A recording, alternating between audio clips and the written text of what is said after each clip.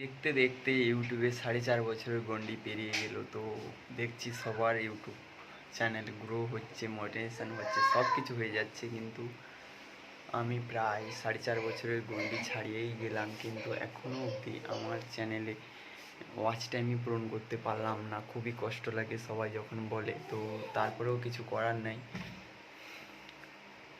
কী করবো, খুঁজে পাই না যখন তখন। তো ইউটিউবটা এমন একটা জায়গা, এমন একটা প্ল্যাটফর্ম যে সবার হয়তো ভাগ্যে হয় না, সেটাও হতে পারে। কারণ এত কষ্ট করার পর যদি আমার না হয়, 4.5 বছর ইউটিউবে আছি, যদিও 1,000 ঘন্টা বাকি ছিল 4,000 ঘন্টা ওয়াচ টাইমকে 1 বছরের মধ্যে পূরণ করাটা আমার পক্ষে সম্ভব হয়নি। কারণ 1,000 ঘন্টাই পূরণ করতে পারলাম না, 3,000 ঘন্টা হয়ে গেছিলো। তো তারপরে যেহেতু এক বছরের মধ্যে কমপ্লিট করতে হবে, তো 1 বছরের বেশি হয়ে যাওয়াতে ওই 3,000 ঘন্টা ওয়াচ টাইমটা আবার কমে কমে 400 ঘন্টাতে চলে এসছে। তো আমি যখন আজকে দেখি খুবই কষ্ট লাগলো।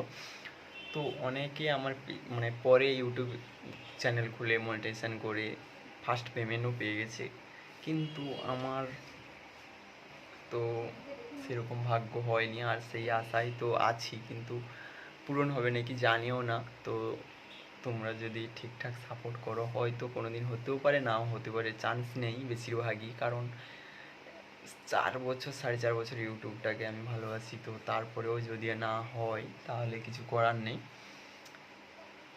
তো আজকে দেখার পরে যখন দেখি 3,000 ঘন্টা ওয়াচ টাইম ছিল, তো কমে 400তে চলে এসছে, তো আর হয়তো এত দূর উঠাতে পারবো না কোনো দিনও। তো জানি না কি হবে। তো প্লিজ তোমরা তোমাদের ছোট্ট ভাই শ্যামলকে একটু সাপোর্ট করবে। আর আমার চ্যানেলের নাম তোমরা সবাই জানো, SM ব্লগ 1M। তো প্লিজ তোমরা একটু সাপোর্ট করো, কারণ আমার পেছনে যারা ইউটিউব খুলেছিল লাস্ট, তাদের ইউটিউব চ্যানেল গ্রো হয়ে গেছে এবং মনিটাইজেশন হয়ে তারা পেমেন্ট বাড়ছে, আর আমার এখনও ওয়াচ টাইমটাই পূরণ করতে পারিনি। যদিও 3,000 ঘন্টা কোনো রকম কষ্টে করেছিলাম, তাও আবার কমে গেছে, কিছু করার নেই। আর ইউটিউবটা এমন একটা জায়গা যে এখানটায়